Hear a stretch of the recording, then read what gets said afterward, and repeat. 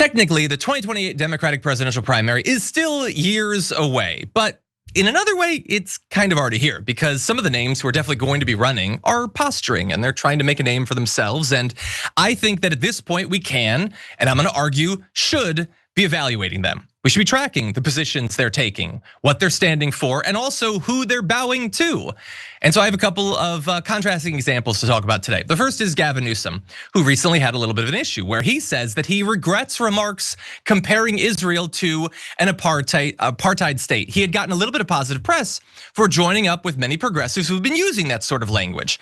He said that the US should reconsider its military support for Israel and did seem somewhat supportive of the apartheid label. Very briefly. And then he got pushed back and he immediately retreated and said, well, no, I didn't mean that that's what they are right now. I meant that they could be on that path to become an apartheid state. And I don't know what they would have to do in his mind to get to it if they're not there now, considering that they are ethnically cleansing Gaza. And literally this week they passed a special piece of legislation so they can execute Palestinian prisoners. I kind of feel like we're there, Gavin.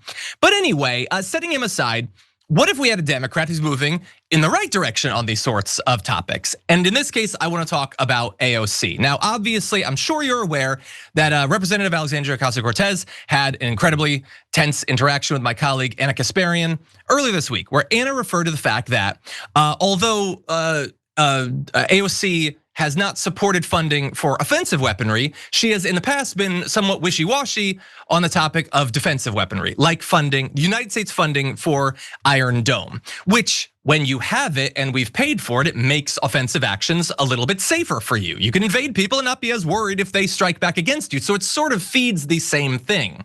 Well, later the same week, AOC made clear that she doesn't support that either. She was at a DSA forum and she pledged not to vote for any military aid to Israel, including defensive arms like Iron Dome. And she expanded on this on Twitter, saying, the Israeli government is well able to fund the Iron Dome system, which has proven critical to keep innocent civilians safe from rocket attacks and bombardment. Consistent with my voting record to date, I will not support Congress setting more taxpayer dollars in military aid to the government that consistently ignores international law and US law. She talks about how much they just approved an additional military budgets there. Our allies who need our military aid must understand that we will provide it consistent with the Leahy Amendment and the Foreign Assistance Act. And that makes sense. Israel has a very well-equipped and well-funded military. They have a domestic military industrial complex of their own to produce weapons. They have an economy that is doing just fine, and evidently they have enough money to just invade Gaza and sustain that for literally years. If they want to spend on that sort of stuff, they can do it on their own. That's my position, and evidently AOC's as well. And beyond just that, according to 3 DSA members who attended the forum, Ocasio-Cortez also said that she will oppose any attempts to enshrine the controversial International Holocaust Remembrance Association definition of anti-Semitism, which labels certain criticism of Israel as anti-Semitic into law. So not criticisms of Jewish people or Judaism, but criticizing the government of Israel. They want to define that as anti-Semitism. We'll see what Gavin Newsom has to say about that, but AOC is saying, no, I'm not gonna play that game. And so that is good. People, I think, rightly worry historically about formerly good progressives moving rightward, moderating, becoming centrist, and we don't need that. We can't afford that, and so it is good to see that AOC, who by the way isn't even saying that she's gonna run and she might not, that at least as of right now, she's not doing that, and that makes me feel better. What do you think? Yeah, this to me shows that she's considering a 2028 run. Ro Khanna announced a similar position the next day. It seems like they're both going to try for the progressive lane in 2028. Great. I think there was a lot of criticism. It's like, well, you shouldn't even frame Iron Dome as defensive. You call me maybe more of an isolationist. I don't think that's a fair description. It's also just not our place to tell it, oh, you can't even do that.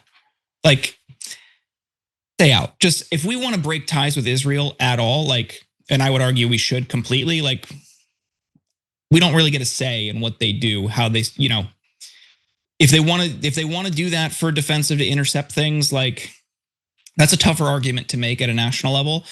We certainly should not be funding any of it, offensive or defensive.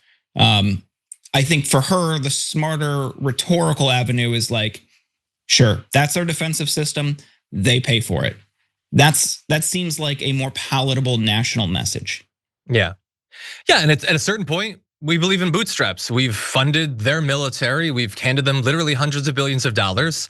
At some point, they need to be able to defend themselves, and I would argue they've made clear that they can. They are so secure in their defense of themselves that they can just routinely bomb and invade the countries around them. They're not acting like a country that's worried about the consequences of their actions, which tells me that they feel quite defended. And they have an economy, they have a military, they can take care of themselves. I'm sure the domestic mainstream media will try to make that a difficult position to have, but I think for regular people, I think it's a very reasonable position to say they can fund themselves the same way France can, the same way the UK can, and all of that.